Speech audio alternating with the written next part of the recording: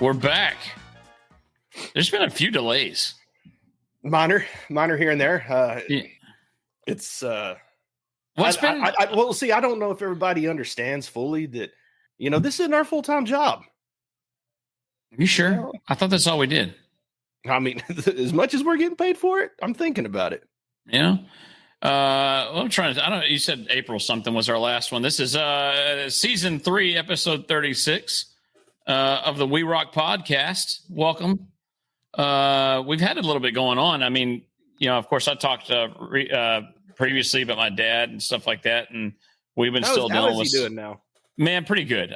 Pretty good. I'm actually got. We're going to be redoing his shower, so it's a walk-in shower here soon, and things are looking much better. But we've dealt with some other stuff going on in my family too. About 2 weeks ago, I got the phone call that my mom's brother, my uncle, ended it all.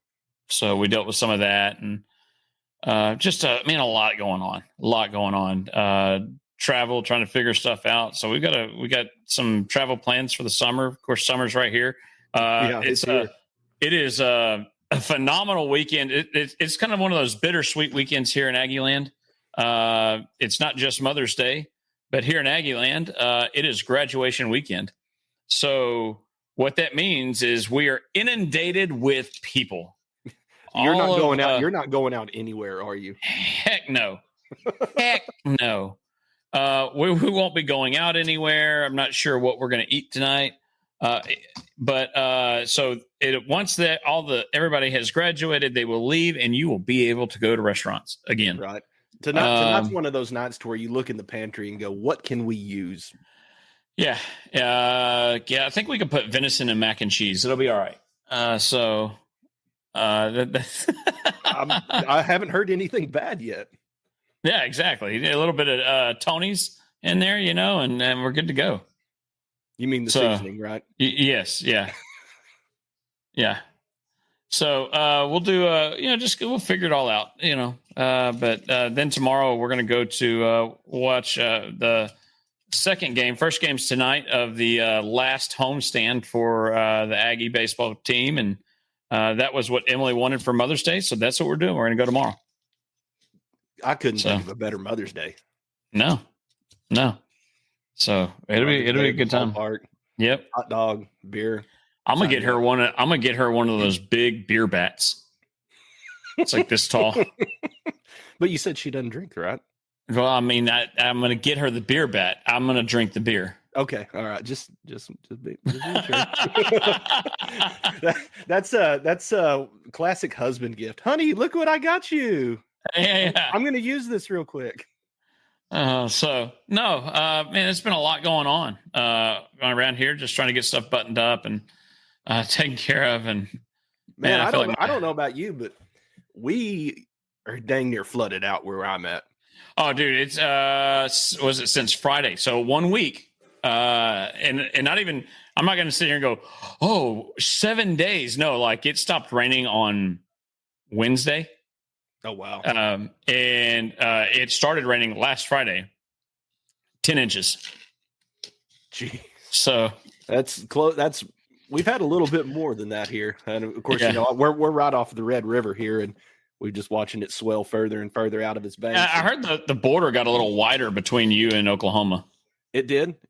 But we held the line here. Yeah. It's like they just used a heavier point font or something like that. The Red River increased its line weight is what it did. Yeah, exactly. So,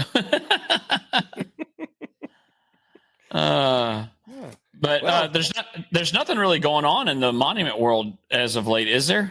Man, it has been dead quiet, with the exception of a couple things, but other than that, dead quiet. What things? Things are going on. Yeah, that's on the Facebooks. There's been what's the best way to put it? Would you call it controversy, or I would call it a discussion. A lively discussion. Very lively. Yeah. And it's obvious that there's two camps here. Yeah. So for those of y'all who don't know, there was a discussion in an online forum that had some members in it. Mm-hmm. And we're going to kind of discuss it a little bit because there was two camps about it. And we'll kind of start with what it is. I'm not going to name names because this doesn't even have any value. If you were in there, you know the names. You may get ideas who names are. I don't care. Mm-hmm. But we just want to talk about the facts of what was going on. So, because other than it being the lively discussion that it was, it's worth discussing. Well, because the reason it's something that we all encounter or will encounter at some point. Right. And I think that kind of ties into the next spot of it, which is what you can do to protect yourself and those kind of things. Mm-hmm. So in the discussion, what had happened was there was a gentleman, and I'll leave him out of it as well, but there was a gentleman who posted a picture that was a photo obtained from another website. And that photo was run through ChatGPT with a kind of a prompt, right? Is that what you'd call it? A prompt? Mm-hmm. A prompt to alter. And it was he's done a few of these, right? So if you follow him at all, he's done a few of these, and he's kind of playing with the AI to understand how you can manipulate it, what you can get it to do. And I kind of have equated AI to being like an overblown Google search, right? Yes. So it basically searches the web, finds details within what it finds in the web, and then will alter what it finds in the web to create something. Mm-hmm. So that's what he was doing, and he was playing with it. And he said, I had a customer had something that like this, and he actually did send me what it was in private, and we'll get into that in a minute. But he was asking, is what I'm doing copyright infringement? It was not, hey, I've sent this to my customer. Right. It was not, hey, we've produced this. It was, hey, this is what's going on. And it was, I thought it was a genuine question. Mm-hmm. I think he was being, I don't want to call him vulnerable because it makes it sound weak. I don't think that. I think he was being open about it and said, look, this is what I'm playing with. Is this wrong? And another individual chimed in and said, that's wrong, that there's a copyright on that. Well, that particular design was pulled from an old design that had been around over 100 years. I mean, just forever. Yeah, that obviously predates any of us. Oh, 100%. Mm-hmm. I think that the joke on there was that the individual on there does not have a Facebook page to come and refute the copyright portion of it. So all that being said, it was a comment, as a discussion and whatnot, and it was like, hey, we've got the copyright to that, or somebody's got the copyright to that, and this is what it is. And so it became a back and forth of what you can do and what you can't do, and who blamed who, and all that kind of stupid stuff. Do you want to discuss what the particular piece was, just for those that didn't see it? I mean, we can talk about what we consider to be the original. And I think actually I was corrected, and I was corrected properly by an individual that the piece I was referring to was not the original. The more I thought about it, I go, that might be right. Now, the artist that I spoke of probably actually knew the artist who did the original in Italy. Correct. Would be my guess.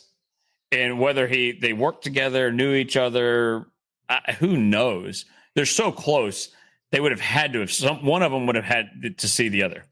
Right. And it's much more likely that the Texas carver had seen the one in Rome than that the carver in Rome had seen the one in Texas. Because the one in Texas is not necessarily on the beaten path anywhere close. Right. So it's like gosh, way up in the sticks. I think it's closer to Arkansas. Not like I know it's closer to Arkansas than it is to me. It might be closer to Arkansas than it is to you. Oh, definitely so.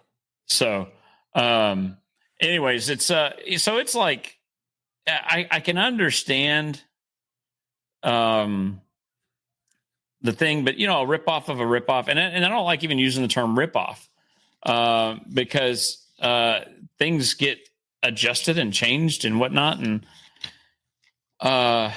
it's kind of the nature of the beast. I always kind of laugh with and as I don't know if you're a Buc-ee's fan. Oh, definitely. But my daughter dang sure is. Yeah. The thing about and I love Buc-ee's. I enjoy harassing fans of other teams, other collegiate teams, whenever I see them stopping at Buc-ee's, and I always tell them that thank you for supporting our NIL fund. So it's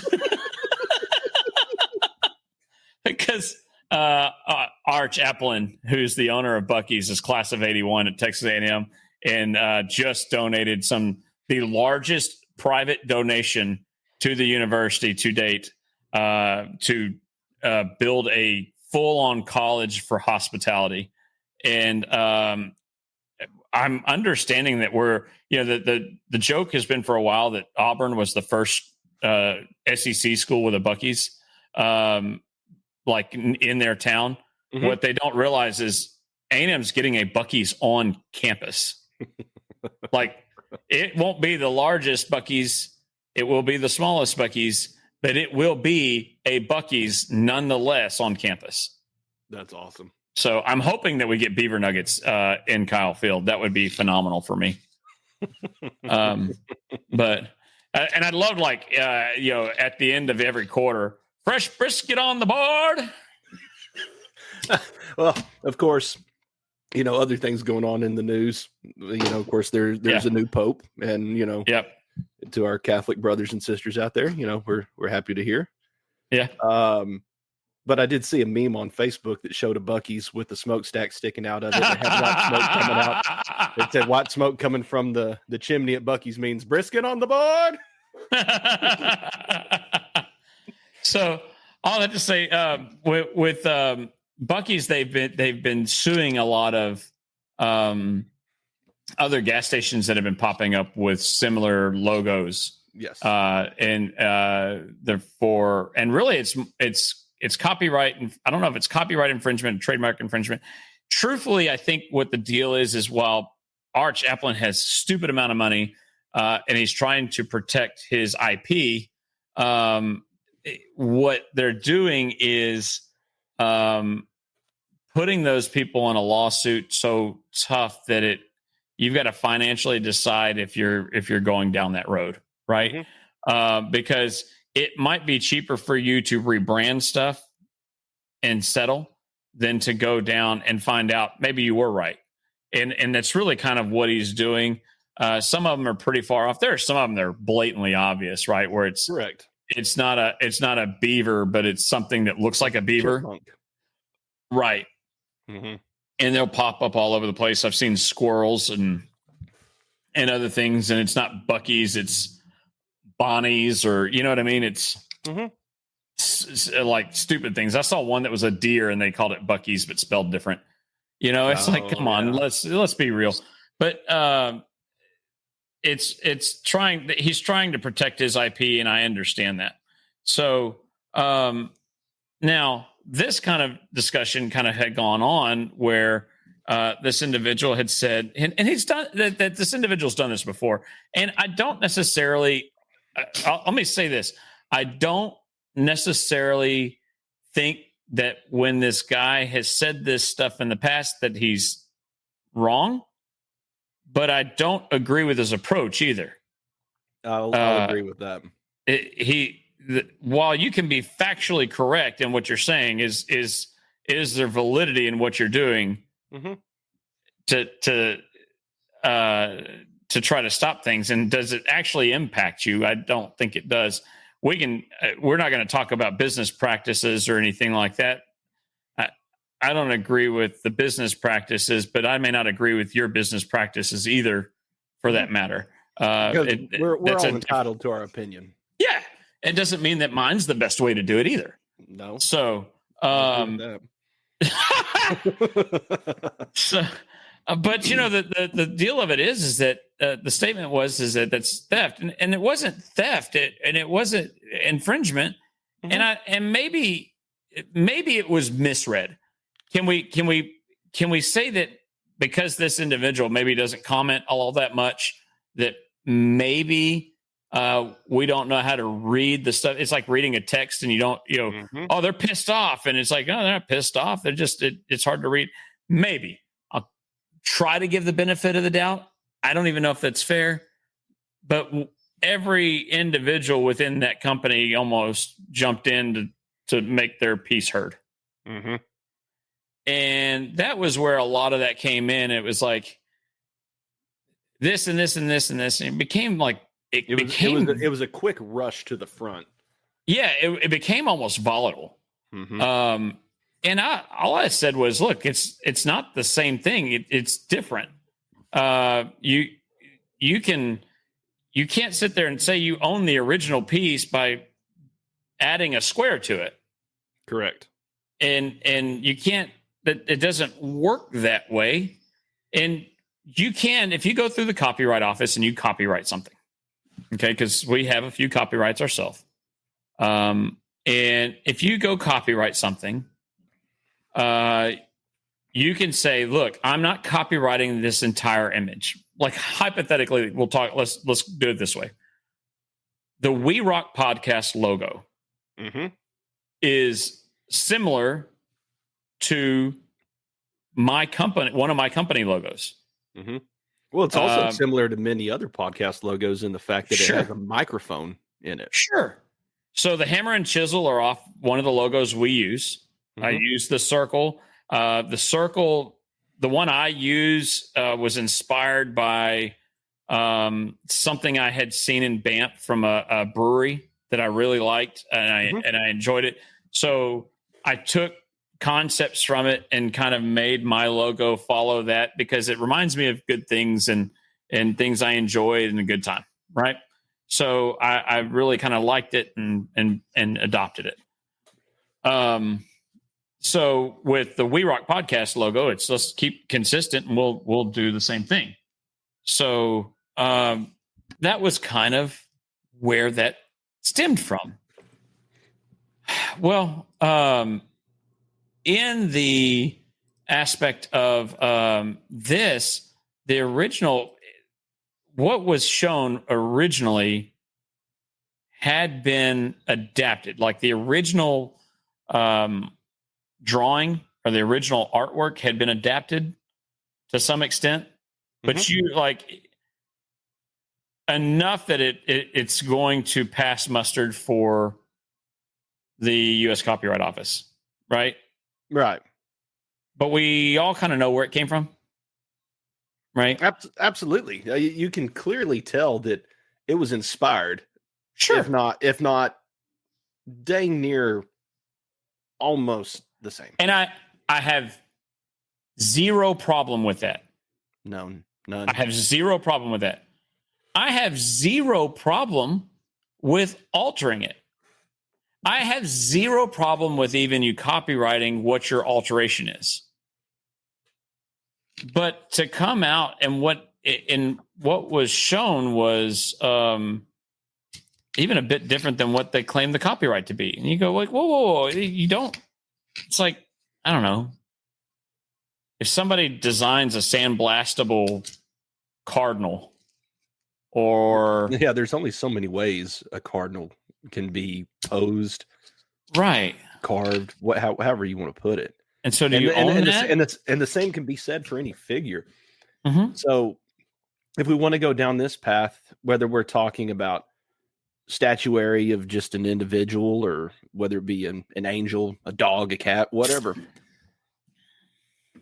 there's only so many ways you can pose that. So if you claim copyright to, I don't know. I have seen skinwalkers. They pose all kinds of different ways, man. Well, they're the worst about copyright. Then I mean, they just take everybody. But you can't. I just have a hard time wrapping my mind around, especially whenever it comes to an object that it's almost impossible to alter. Yeah, because it's something so common. What gives you the right to say, because of this one addition, it's totally mine now? Yeah. That's my biggest hang up. And that's kind of where the problem is. And so we had of course I've got to be completely transparent on this.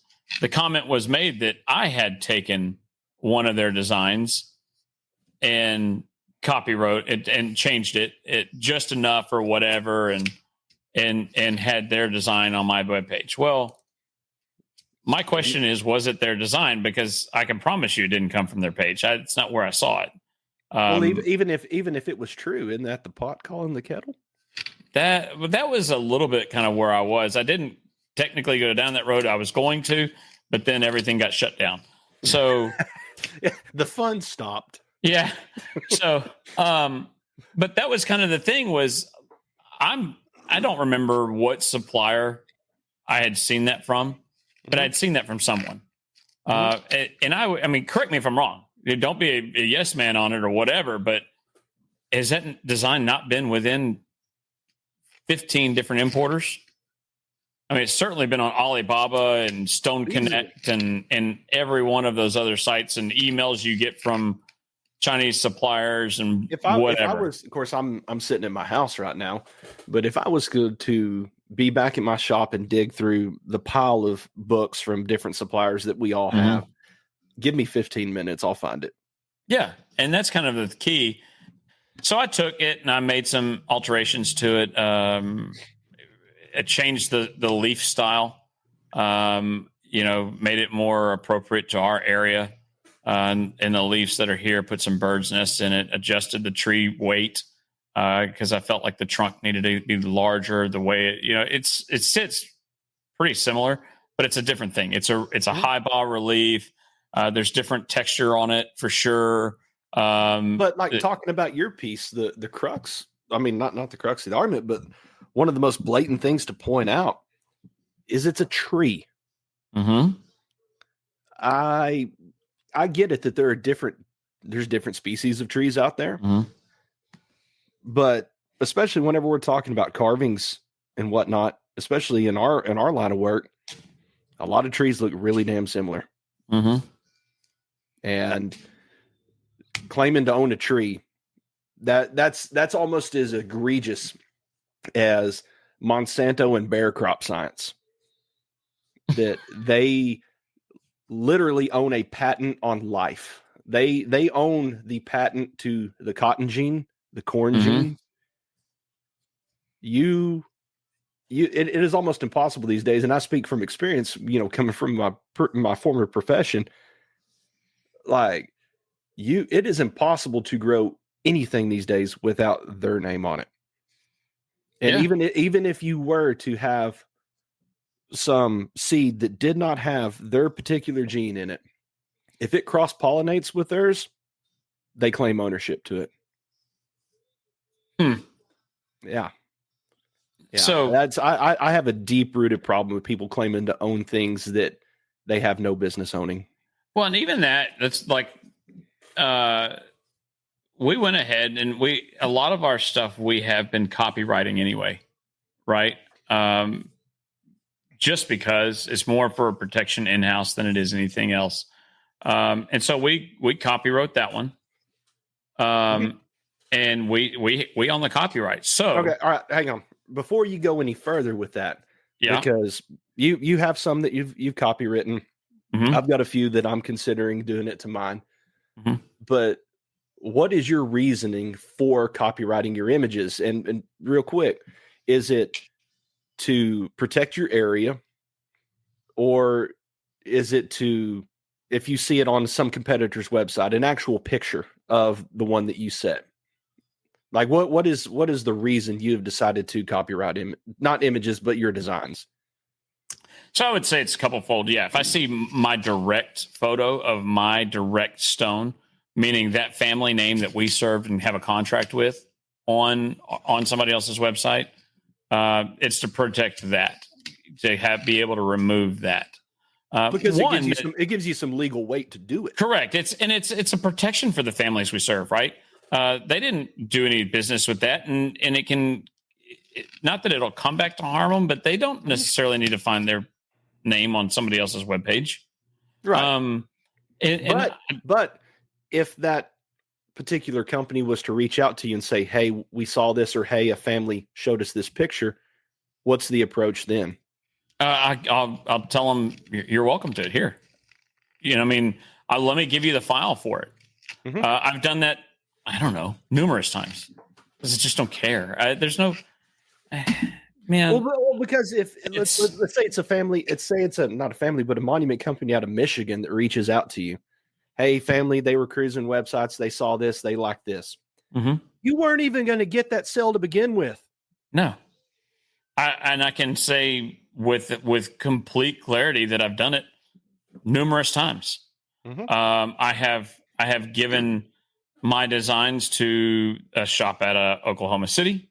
I have given my designs to, I've traded back and forth with people out of Ohio, with friends in West Virginia, with friends in South Carolina.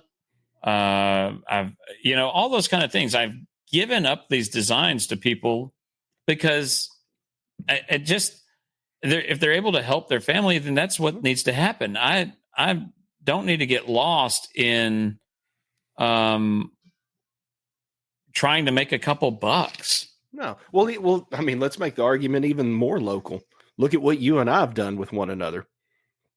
That there's been times I'll get a text message from you, or you'll get a text message from me, and it's going to be a list of details that a family has said that they want to see on a headstone.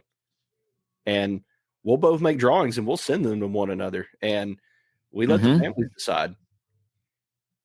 Yeah. And like neither one of us are ever going to lay claim to that. Now, we actually have done that twice at my shop, you and I, recently. Mm-hmm. And it was actually a cool little study where you designed one and I designed one, and then I designed exactly what the customer had asked. On one of them, yours sold.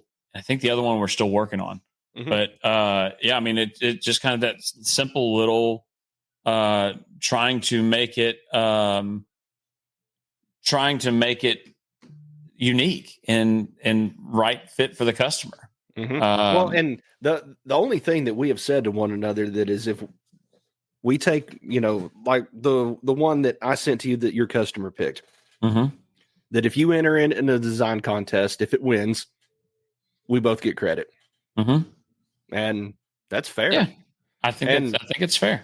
Right. I know. Like, I'm trying to think. There's. Here's a good example.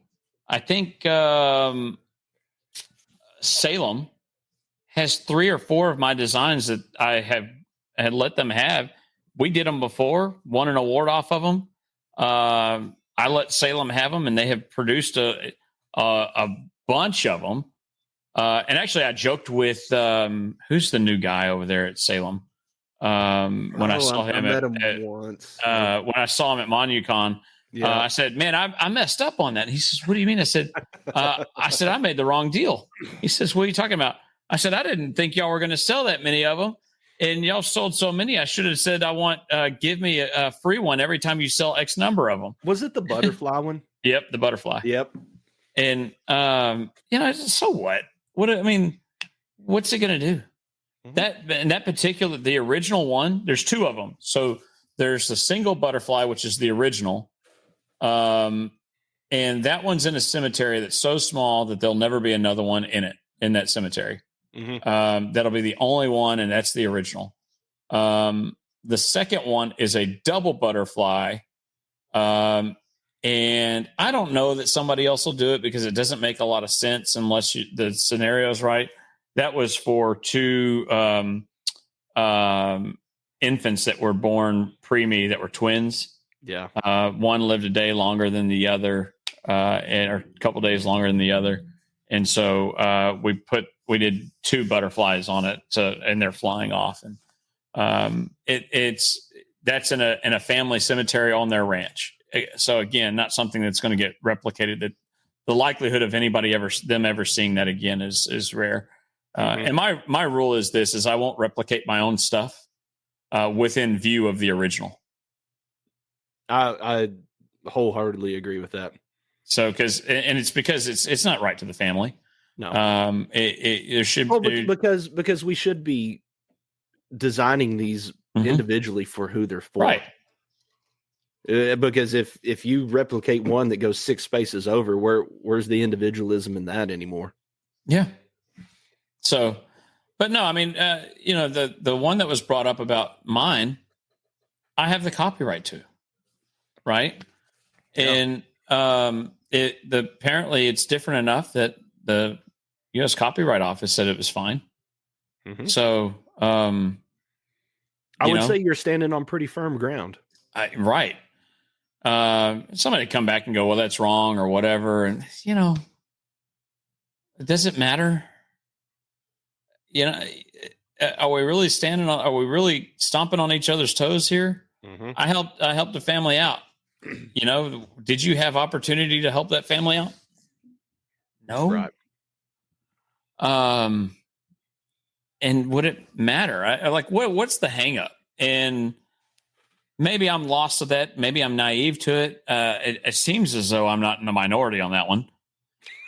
I think, as we said, there's 2 camps here, and I think there's a few more tents in one camp than the other. I would agree. So I don't know. I think the key to this is this. I think as an individual shop, find inspiration in what you find inspiration in. Mm-hmm. I have talked ad nauseum about having a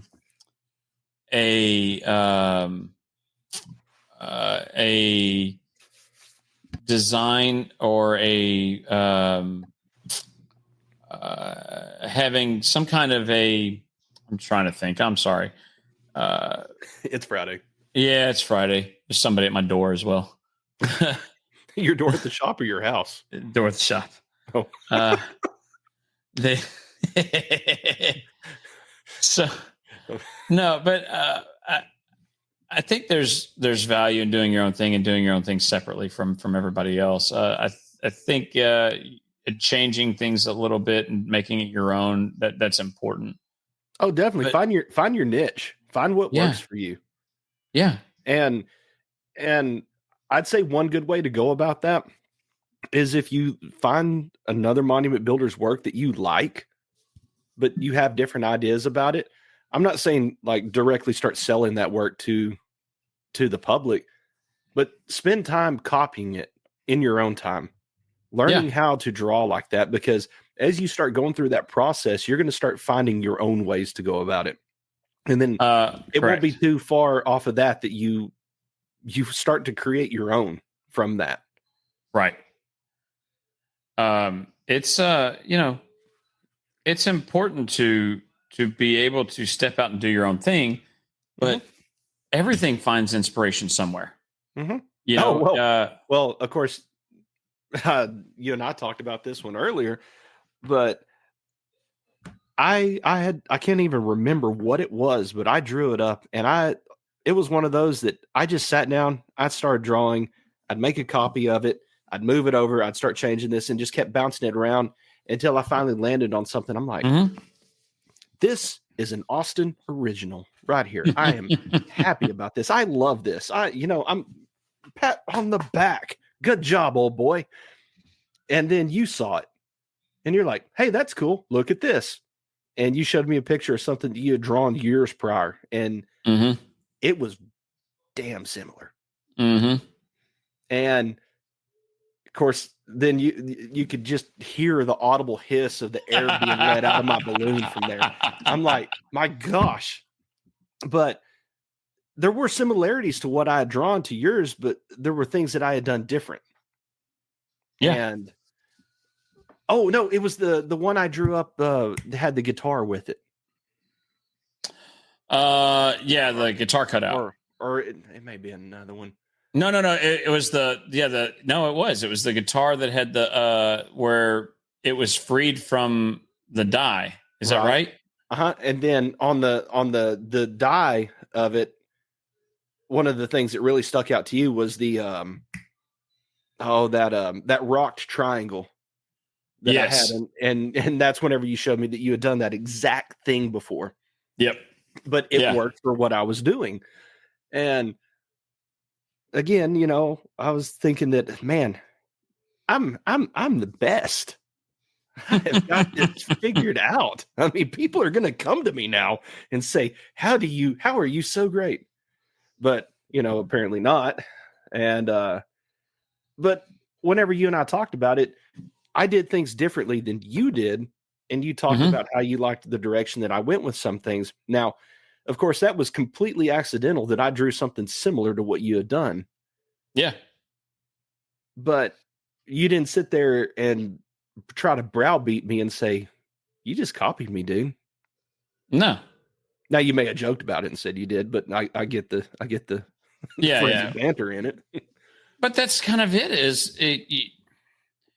when you start looking at where inspiration came from and things, you find it in the great sculptors and the great artists and all of it just throughout time. I mean, just across the board. Heck, like in architecture, it's the same thing, right? Yes. It's we talk about things like the certain eras, like the Byzantine era, and all of those certain eras where everything is very similar, right? Look at the 1920s with Art Deco was the thing. Oh yeah. Well, heck, even go to the Renaissance period of painting, right? Can you tell the difference between a Monet and a Renoir? I mean, I can, but you know, I'm kind of an art nerd when it comes to some of that stuff. and so there's big differences between those, but because they both do a lot of landscapes, do you know what you're looking at? And so it's I jokingly have said things like, there's an awful lot of Jackson Pollocks out there. If you don't get the reference, Google Jackson Pollock. and so, but everything, it all looks the same. Yes. How do you know the difference? I could not. In fact, I will tell you this. I couldn't look at a canvas and tell you it was a Jackson Pollock or some random individual off the road. Could not.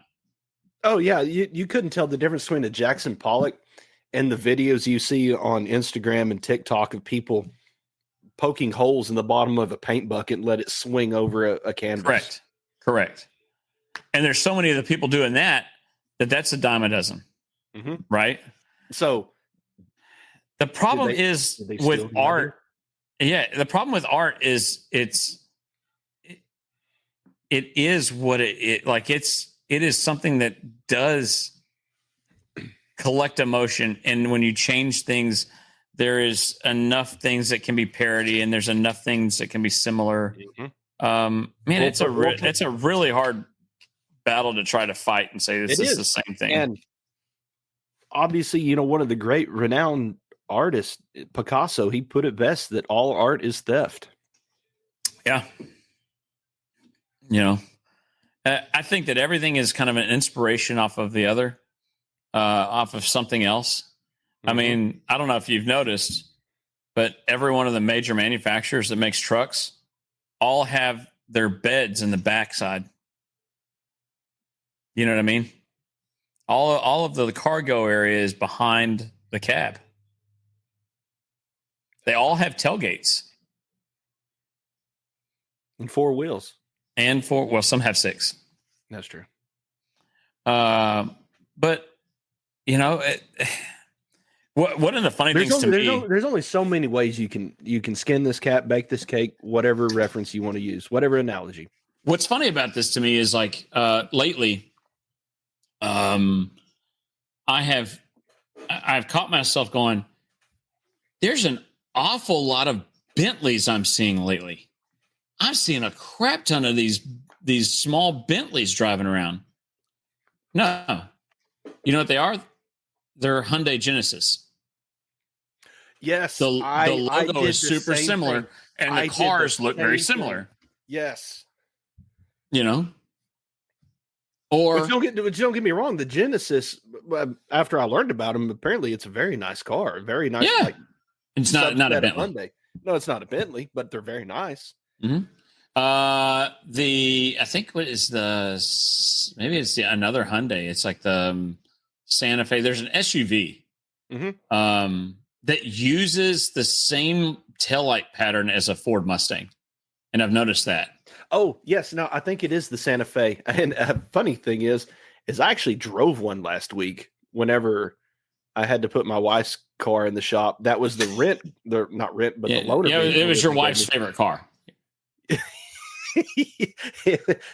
Well, I figured you'd love the color because it was burnt orange. Road cone. Looks like a road cone. But I'm not going to lie. Like, I thought Hyundai was a throwaway brand for the longest time. And for the longest time, I actually believed they were.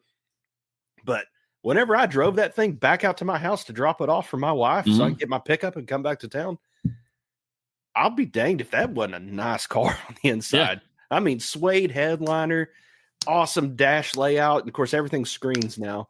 But dang, that was nice. Yeah. So, man, I think in the end all be all to all this is do what you got to do to protect yourself. You know, if you've created something unique, go ahead and copyright it. But don't be, how do I put this? Try to be helpful. Try to be helpful. I like that. That is a great way to put it. You know, why do you do this? Are you doing this to make money? I guess maybe that's really what it comes down to. If you're doing this for the strict purpose of make money, then whatever, do whatever the crap you're going to do, because I think you're in it for the wrong reasons. And for those of you who that's your sole focus, I'm going to make a killing off of taking these families to the cleaner or whatever. Blah. I don't care how you want to convince yourself it's okay. Shame on you, and that's not okay. Are you doing this to try to protect IP, or are you doing it to gatekeep? Right. So for those of you outside of that, you want to protect yourself, by all means, please go ahead. Copyright it. I'm doing so. I do it for protection. Nobody can come after me on those things that are copywritten, because we show that we own it. We can show where it came from. That's the whole purpose of that. And I get to choose. There may be some of them that I decide, you know what? This one is too special, and I don't want to let this one go. 1,000%. But there are going to be some that you pour your heart and soul into. Yeah. That it should never be redone ever. Mm-hmm. But there's some of them that there's even some of the custom ones that we've done over the years that we haven't copywritten. My Lego one, we didn't copyright. Yeah, and how many design books have you seen Lego headstones in? Yeah, there hasn't been one like the one we did, because I think the dots on it are complicated. But if you want my stuff, call me. I'm happy to share. I am. Well, and I've had a few people reach out to me before on wanting to draw something, and it was just yesterday that I got to do this for a good friend of both of ours. Mm-hmm. And I'm more than happy to help. Mm-hmm. And I'm not saying I'm the best designer out there, because I know for a dadgum fact I'm not.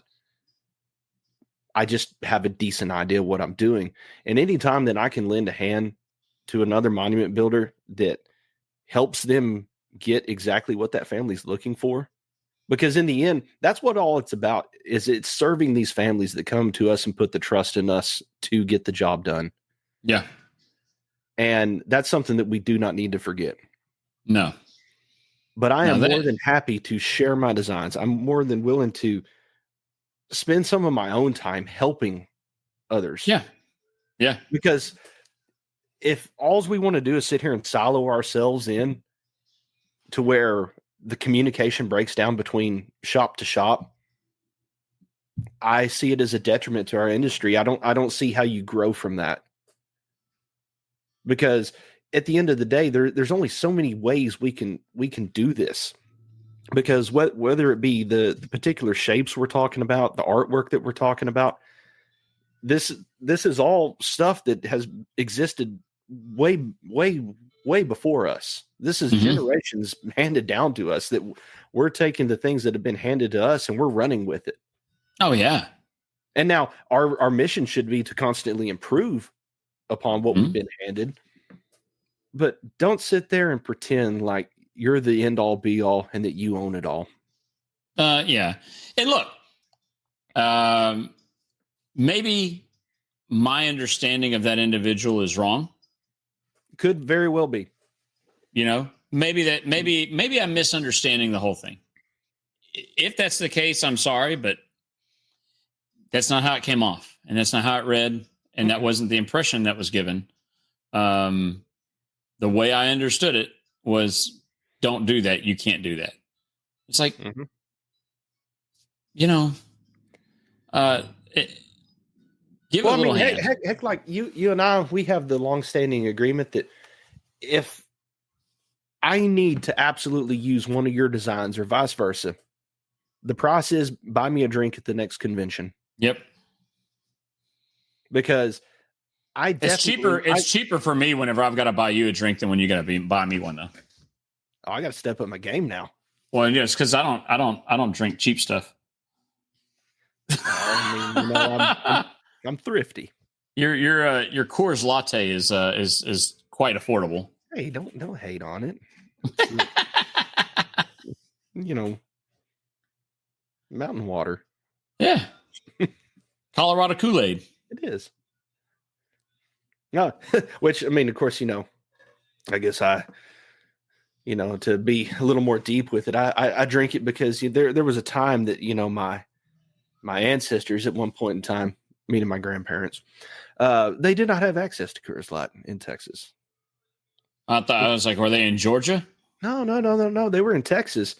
And at the time, you couldn't get Coors Light in Texas. And one of my favorite things I've ever seen was it was an 8mm film that I think my grandmother was the one filming it, and her and my granddad had gone to Colorado, and she's filming like the Rocky Mountains, and it's this beautiful mountainscape, and then it pans over to this little mountain town that they're in, and then it's my granddad walking across the street holding like 5 cases of Coors Light, walking across the road. And my dad was watching it with me, and he started laughing, and I said, "Are you laughing because Papa's carrying beer or something or what?" And he said, "No.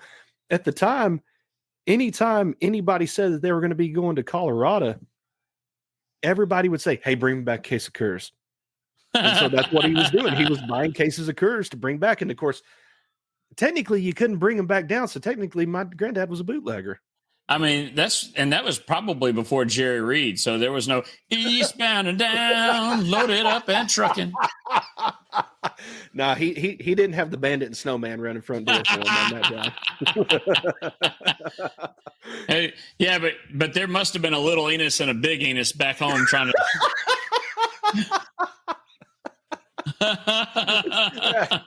Well, you need that much beer for? Because he's thirsty, dummy. Oh man, I don't know. I've never seen that movie.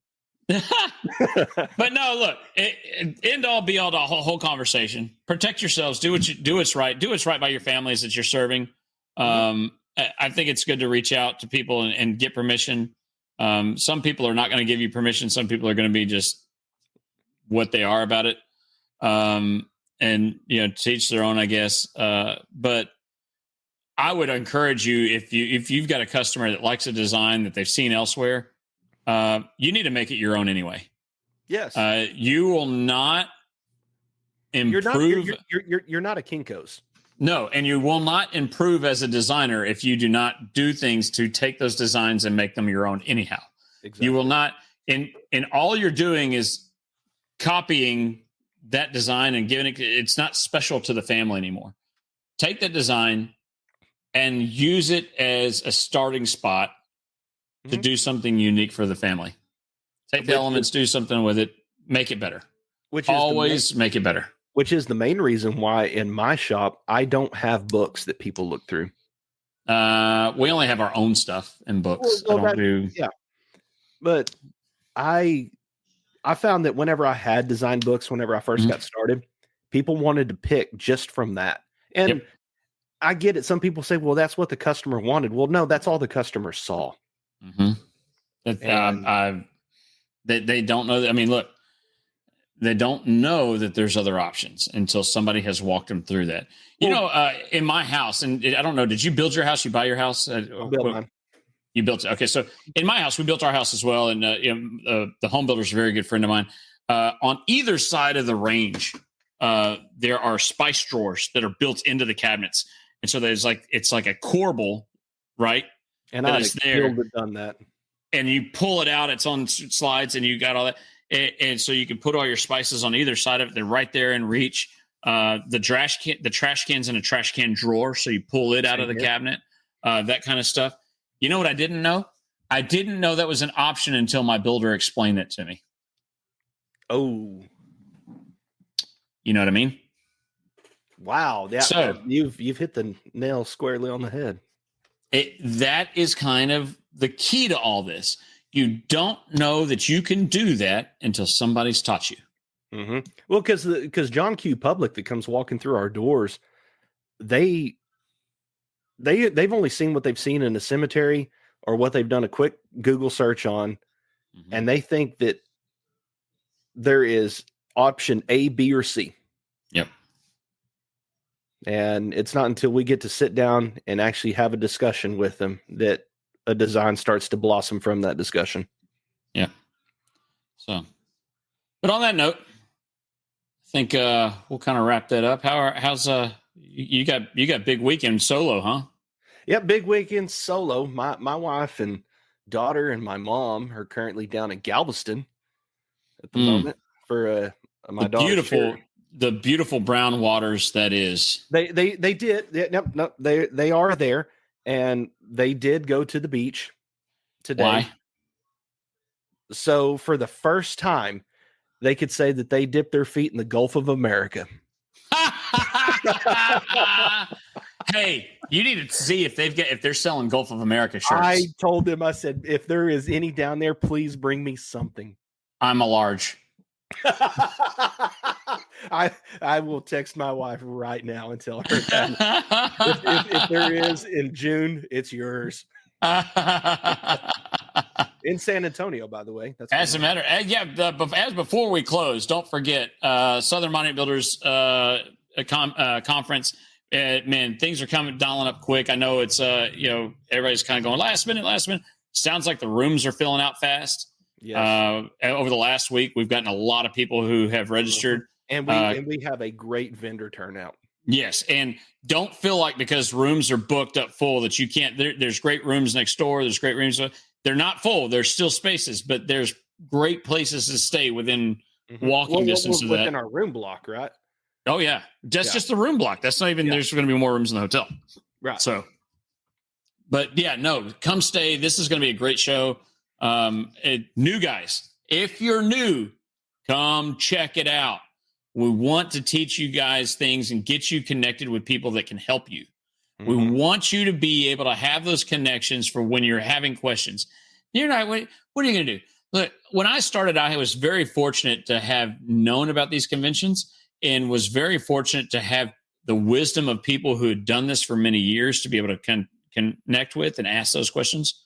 You need the same. I promise you need the same. And the reason I say you need the same is because inevitably you're going to have this one weird stone that you're trying to figure out how to install. And you're going to go like, you know what?